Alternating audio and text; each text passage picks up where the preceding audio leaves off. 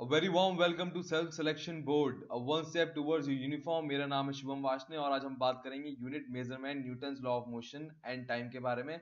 कुछ simple question and answer हम discuss करेंगे जो जिसके बारे में अब तक हमने पढ़ा है। देखिए पहला कह रहा है passenger standing in a bus is thrown outward when the bus takes sudden turn, this happens due to.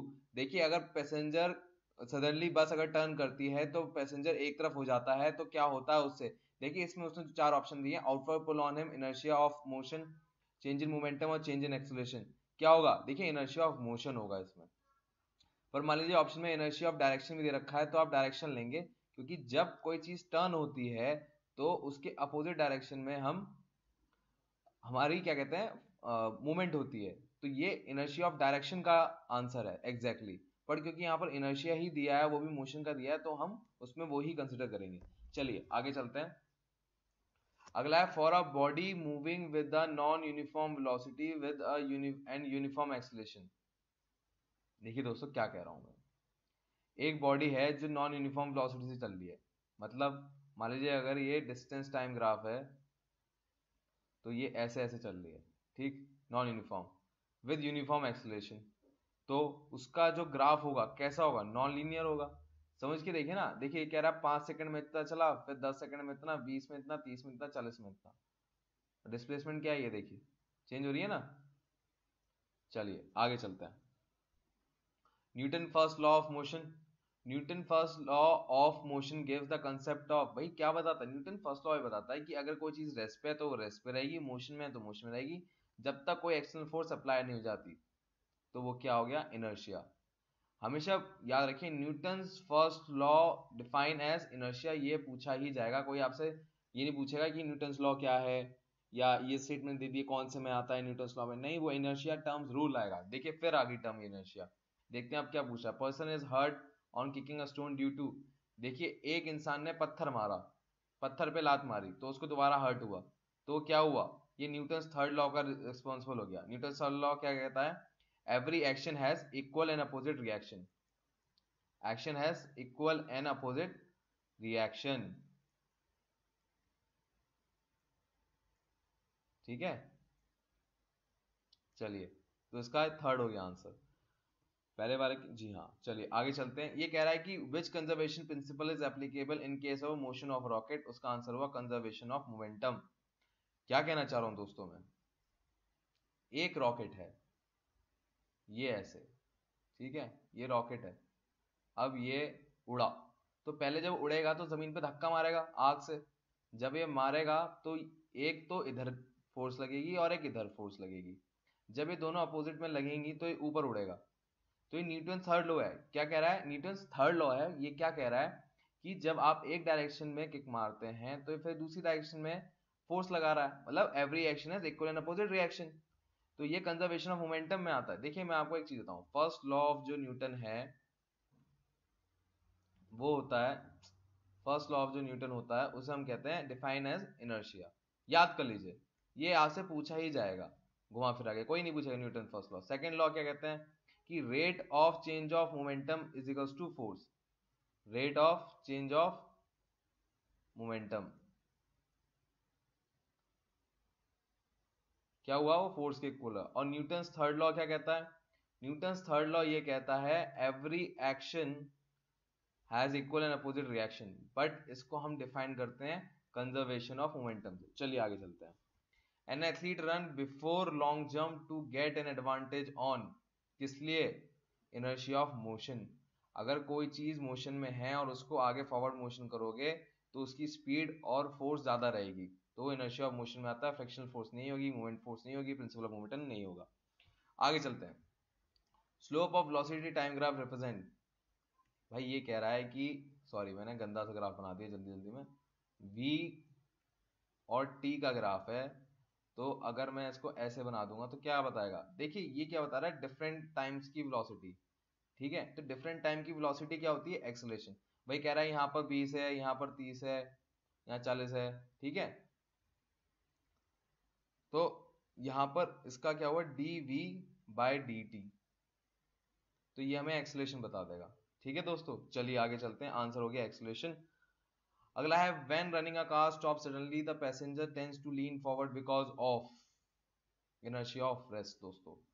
जब आप बस में जा रहे होंगे, आपने देखा होगा एकदम से बस वाला जो तेज चलाता है उसने एकदम से स्टॉप मार दिया, तो आप आगे जाके सीट पे लगते हैं, कभी कभार चोट भी लग जाती है, तो इनर्शिया ऑफ रेस्ट की तरफ से होता है। देखिए फर्स्ट लॉ ऑफ न्यूटन जो होता है उसमें 3 चीजें होती हैं, inertia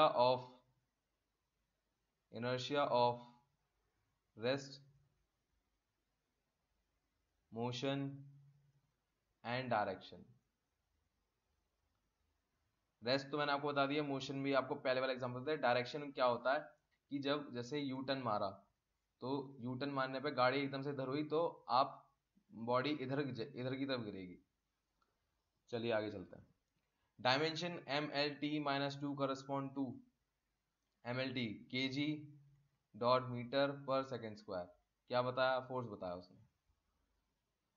dimension formula for universal gravitation constant क्या होगा? देखिए पहले हमें फॉर्मूला पता होना चाहिए। जब हमें फॉर्मूला पता होगा, ये सारी चीजें तो छोटी मोटी चीजें आप खुद भी बता देंगे। फिर देखिए हमें अगर फॉर्मूला पता लग गया, हमें जी पता है ग्रेविटेशन कांस्टेंट, तो जी एक साइड ले आओ, तो ये r² हो गया, ये m1 इंटू m2 हो गया। r² कितना हो गया? Metre square. ये क्या हो गया? kg dot metre per second square. ये कितना हो गया? kg square. दो है ना m1 m2, तो एक kg से एक kg कट गया, ठीक है, तो एक kg बच गया। तो फॉर्मूला क्या हो गया? L², देखिए L नहीं, यहाँ पर देखिए m² फिर m है, तो ये क्या हो गया? m³ पर सेकेंड स्क्वायर, ठीक। और यहाँ पर है डॉट kg, अगर आम शब्दों में लिखूं मीटर क्यूब, और ये हो गया सेकेंड स्क्वायर डॉट kg। तो इसकी डायमेंशनल यूनिट क्या हो गई?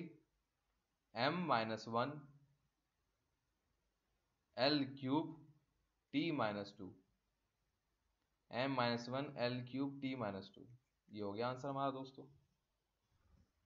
विच of the following is a vector quantity? इनमें से कौन सी वेक्टर क्वांटिटी है? देखिए सॉरी, वेक्टर क्वांटिटी नहीं है, नॉट, कौन सी नहीं है? तो वेलोसिटी, टॉर्क, डिस्प्लेसमेंट तीनों है, स्पीड नहीं है बस। Light year is measure of, light year किस चीज में मेजर की जाती है? भाई स्पीड नहीं होती, वो वेलोसिटी नहीं होती, डिस्टेंस होती है, पर वो डिस्टेंस में होती है। समझ रहे दोस्तों? चलिए आगे। Which one of the following is a non dimensional quantity? इनमें से कौन सी नॉन डायमेंशनल क्वांटिटी? देखिए स्ट्रेन नहीं है।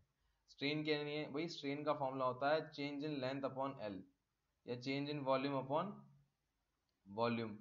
तो जब इनकी यूनिट जो भी होगी वो कट कट आ जाएगी। इसकी अगर मीटर हुई, इसकी मीटर है तो कट जाएगी, इसकी मीटर क्यूब है और इसकी मीटर क्यूब है, तो दोनों कट जाएंगी, तो कोई यूनिट ही नहीं हुई। चलिए आगे देखते हैं। विच of the following is scalar quantity? इनमें से कौन सी स्केलर क्वांटिटी? भाई ये तो नहीं है, ये भी नहीं है, ये भी नहीं है, ये बची, ये हुई फिर। चलिए आगे चलते हैं। An object with a constant speed is not accelerated, might be accelerated, is always accelerated, also has a constant acceleration। अगर एक कांस्टेंट स्पीड है तो क्या होगा? देखिए एक्सेलरेशन दो वक्त में जीरो होता है, एक जब वो रेस्ट पे हो, दूसरा उसमें कांस्टेंट स्पीड हो। तो कांस्टेंट स्पीड है मतलब इज नॉट एक्सेलरेटेड।